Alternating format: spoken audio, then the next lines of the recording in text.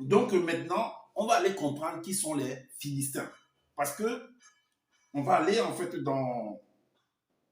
Pour comprendre qui sont les Philistins, on va aller premièrement pour lire... on va aller dans 2 Samuel. On va revenir dans 2 Samuel. On va revenir dans 2 Samuel. On vient dans 2 Samuel chapitre 8 au verset... au verset... au verset 1. Il est dit qu'un jour, les guerriers d'élite des Banamboa, les Banamboa en fait, c'est à la langue de Zola, ça veut dire les Philistins, experts dans la bataille spirituelle, selon ce qu'il a écrit, hein, se mirent en campagne pour combattre spirituellement les non-initiés de Tomoine. Les Tomoine, c'est les Israélites. Donc il y avait une guerre en fait entre les Philistins et les Israélites. Durant la pleine lune, ils sortirent spirituellement et quelques 100 mêlées de Tomoine et Bila en firent de même. Ok. Donc, dans le chapitre, dans 1 Samuel, chapitre 8, verset 1, il y a eu une bataille entre les Philistins et les Israélites. C'est pourquoi j'ai dit, on va comprendre qui sont les Philistins et que représentent les Philistins face aux Israélites.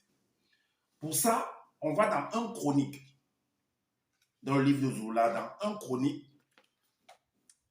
Chronique chapitre 1 au verset 11. Il est dit, parce que vous devez comprendre que Noé avait plusieurs enfants. Et parmi ces enfants-là, il y a Sem et il y a Cham. Parmi ses enfants, il y a Sem et Cham. Alors, on dit que de Cham sont issus les Égyptiens. De Cham sont issus les Égyptiens. Voilà ce qu'on voit. On le voit en fait au verset 11. 1 Chronique, chapitre 1, verset 11. Il est dit, nous l'avons écrit que fils de Boïna, donc fils de Cham, Mundo qui est Couche, l'Éthiopie, et Djen qui est Misraïm, l'Égypte. Donc l'Égypte, en fait, est issue de Cham. Maintenant, vous allez comprendre que les Philistins sont issus également des Égyptiens. On va le voir en fait dans 1 Chronique chapitre 1 verset 15. Il est dit, Djen engendra, Djen en fait c'est la langue de Zola, Djen c'est Égypte, engendra les Banamboa, dont les Philistins. Les Djenais ont engendré, ont accouché, c'est le père des Philistins. Les Égyptiens, l'Égypte est le père des Philistins. Ok, maintenant, vous allez comprendre que Sem et Cham sont frères. Voilà pourquoi on va dans un cours. Les Sem, frères aînés de Cham, sont issus tous de...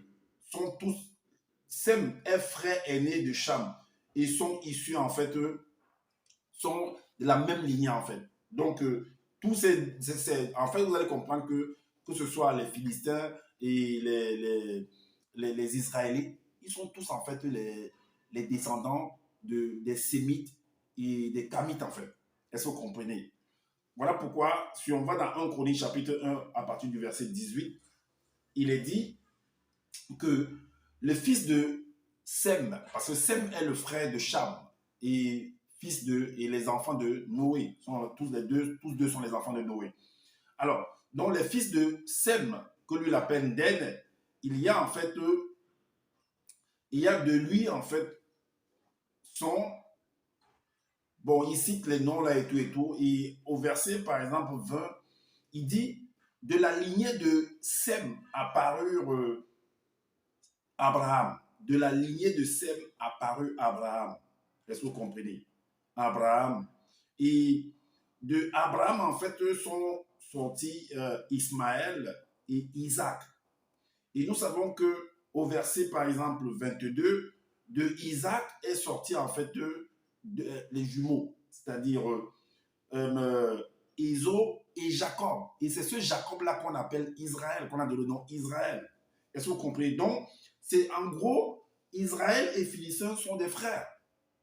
Mais comment deux frères sont en train de combattre? Pourquoi deux frères? C'est un peu comme Jacob et Ésaü. Il y a eu des problèmes à cause de la succession. Jacob a dû fuir par le biais de sa maman. Maintenant, je vous donne un exemple très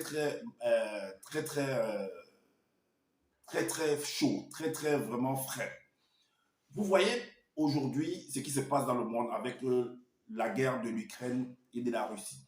La Russie et l'Ukraine sont frères. Mais pourquoi est-ce que la Russie va être en train de bombarder l'Ukraine aujourd'hui et même vouloir même bombarder la Moldavie? Parce que la Moldavie est entre l'Ukraine et la Roumanie. Et elle est en train de programmer en fait pour pouvoir bombarder également la Moldavie. Pourquoi? Parce que si vous comprenez ce que je vais vous expliquer en fait, pourquoi est-ce que vous allez comprendre pourquoi est-ce que les Philistins et les Israélites sont en train de se faire la guerre tout le temps. À cause du fait que ils ont en fait, c'est des frères. Donc le fait qu'un des frères va s'allier à un étranger, pour eux, c'est un étranger. Parce que si vous lisez en fait pourquoi est-ce que ceux-là sont en train de faire la guerre, on va dire que par exemple Israël s'est allié en fait, s'est allié aux dieux étrangers, est allé adorer des idoles. C'est les termes, c'est le langage qu'ils utilisent en fait. En fait, c'est pour dire que c'est un peu comme, en prenant l'exemple de l'Ukraine et de la Russie, en fait, la Russie est en train de bombarder l'Ukraine parce que l'Ukraine veut s'allier à l'OTAN. Et pour l'Ukraine, pour la Russie, en fait, c'est un étranger. L'OTAN, ce sont des étrangers. Alors, il ne va pas accepter que son frère aille se lier avec des étrangers. Donc, en gros, va se lier avec des dieux étrangers. Donc, si tu pas t'allier avec eux, toi, mon frère, ben, c'est pour qu'ils viennent également me toucher. Parce qu'on dit que c'est tes propres orteils qui percent ta chaussure. Est-ce que vous comprenez?